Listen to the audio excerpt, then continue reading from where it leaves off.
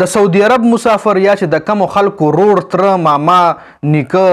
څوک هم په سعودي عرب کې مسافري کوي نو هغه دا مووي ضرور وګورئ ځکه په دې مووي کې انډیا چې کم فلم انډستری د هغه د سعودي عرب مکمل حقیقت ښکاره کړی دی او دې مووي ریلیز کېدو نه پس سعودي عرب هم خپل احتجاجونه ریکارډ کړي دي چې دې مووي کې زموږ نیگیټیو رول ښودلی شوی دی د ګوټ لایف دا یو مووي ریلیز شوی دی د مکمل د کهاني در سره زه شریکوم او زه تاسو له ښه شور خبره کوم چې څومره هم چا په سعودي عرب کې مسافري کړې وي یا په سعودي عرب کې دا ټایم موجود وي یا د چا خپل کسان چې سعودي عرب کې وي او هغه دا مووي وګوري نو چې وایي نه جړل ورسره نو بیا زه ذمه دار یم زه له ښه شورلی خبره کوم چې تاسو به دې مووي سره ضرور جړئ ځکه په دې مووي کې د سعودي عرب ریالټي بیان شوې ده د مووي کهانۍ طرف ته راځم خو مووي در سره ځکه سجیسټ کوم چې څومره هم د موږ د مسافرونه په مسافرۍ کې ټایم تیروي نو دلته خلک وایي چې خو به ډېر په مزو کې وي بیا چې کله دلته وطن ته راشي او دروازې هغه سپینه جوړه واچوي نو بیا خلکو نه برداشت کیږي نه یو هغه هلته څومره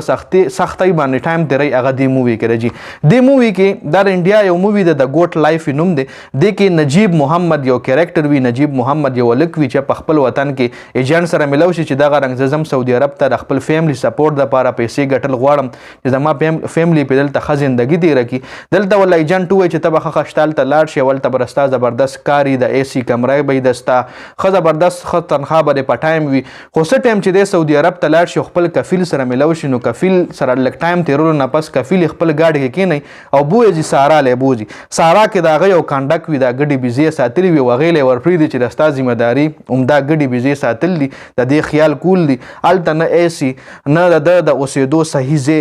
نه د ده د اوسېدو دپاره چې څومره هم وسایل وي سو هم لګي مطلب سورسز هم هلته کمپلیټ نه وي دی چې هلته لاړ شي بس هلته دی یو څو ورځې تېرې کړي او دی ډېر زیات تنګ شي په جړا شي کفیل له وایي چې دا زه خو په یو کار کې راغلی وم زه تا په بل کار راواچولم خو سعودي عرب کې داسې خلک اوس هم شته چې څومره هم سعودي عرب کې مسافر دی له پته را چې سعودي عرب کې ښه خلک هم شته او پړه سخت خلک پکې هم ډېر زیات شته او دا کومه واقعیت چې په دې مووي کې شوي نو داسې واقعیت په زرګونو مسافرو سره شوي به د پاکستان مسافر سره هم شوي به د انډیا مسافر سره هم شوي به د بنګلادیش مسافر سره هم شوي وي په زرګونو مسافرو سره به شوي وي نو چې بیا څه ټایم دی په سارا کې کنډک له ورواچوي په کلونو باندې دی هلته پروت وي نه د ده د ویښتو سمولو دپاره څه نه مطلب د دغه فزیکل سټرکچرز کې وي هغه هم چینج شي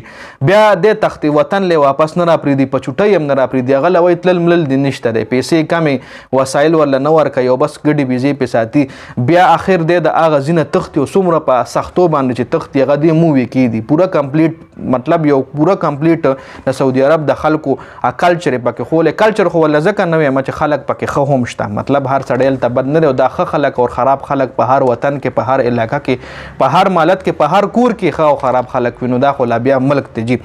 نو یو پوره زندگی د ګوټ لایف چې کوم مووي ده دا در سره زه ځکه سجیسټ کوم چې دې کې د مسافر یو تریخه زندگی ښودلی شوې ده نو ضروري وګورئ او څومره هم مسافر دي د هغوی قدر وکوئ د هغوی د پیسو قدر وکوئ د هغوی پیسې ویسټ کوئ مه د هغوی د زندګیانو قدر وکوئ هغوی دلته په چوټۍ راشي میاشت نیمه نو د هغوی ډېر زیات قدر کوئ په هغوی تنګېږئ مه نو سپیشلی زما پیغام د ویډیو مقصد مې ده اور مووي سجیسټ کول چونکې ما خو تر اوسه تاسو سره مووي نه ده سجیسټ کړې خو دا مې ځکه سجیسټ کړه چې تاسو دې نه څه نه څه زده کړه وکړئ او څه نه څه پکې ووینئ د مسافرو تریخ ژوند دا د ویډیو مقصد مې د ویډیو کتلو زیاته مننه جي والسلام